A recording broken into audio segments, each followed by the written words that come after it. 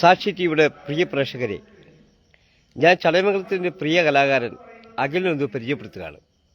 അഖില് ഈ ഒരു പുതുവർഷത്തിൽ നിങ്ങൾക്ക് കുറച്ച് വെറൈറ്റി സാധനങ്ങളുമായി, വെറൈറ്റി അവതരണങ്ങളുമായി നിങ്ങളുടെ മുന്നിലെത്തും.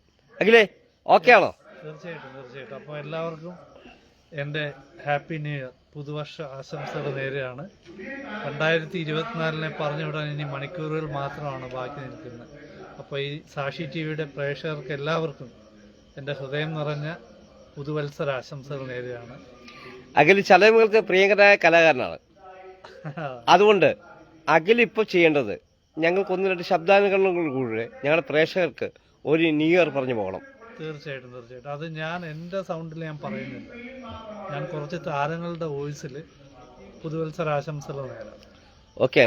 ആദ്യമായിട്ട് നമ്മുടെ മധുസാറ് വന്ന് ചെയ്യുകയാണെങ്കിൽ എങ്ങനെ ഉണ്ടാവുന്നു?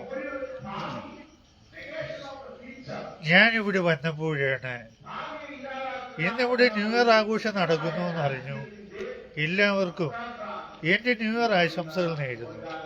ഈ പുതുവർഷം എല്ലാവർക്കും നന്നായിരിക്കട്ടെ. എന്നാൽ പിന്നെ തൽക്കാലം ഞാൻ അങ്ങോട്ട് പോകുന്നു. ഇനി അതുപോലെ തന്നെ നമ്മൾ അടുത്തൊരു താരം എന്ന് പറയുന്നത് വെള്ളാപ്പള്ളി സാറാണ്. അപ്പോൾ വെള്ളാപ്പള്ളി സാറിൻ്റെ വോയിസിൽ പുതുവർഷ ആശംസകൾ നേരുന്നത് ചെയ്യാം. എല്ലാവർക്കും എൻ്റെ മഞ്ഞ കലർന്ന പുതുവർഷ ആശംസകൾ നേരെയാണ്. കുറേ നാൾ ചെയ്യാതിരുന്ന് ചെയ്തപ്പോൾ തൊണ്ടയൊന്ന് പിടിക്കുന്നുണ്ട്. അടുത്ത ഞാൻ നമ്മുടെ ഉമ്മൻചാണ്ടി സാറിൻ്റെ വോയിസിൽ പുതുവർഷ ആശംസകൾ നേരാം. ഞാൻ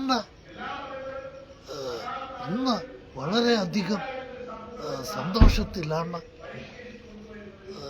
2024 പറഞ്ഞ് വിട്ട് 2025 വരവേൽക്കാൻ നിൽക്കുകയാണ് ലോകമെമ്പാടും ഉള്ള ജനത. എല്ലാവർക്കും എൻ്റെ പുതുവത്സര ആശംസകൾ നേരെയാണ്. Jai Hind. Okay, thank you Akhil.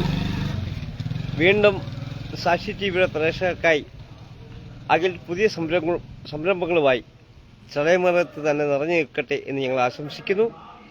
തൽക്കാലം ശാന്തിനഗറിലെ മറ്റു പരിപാടികളിലേക്ക് നമുക്ക് പോകാം. ഓക്കെ.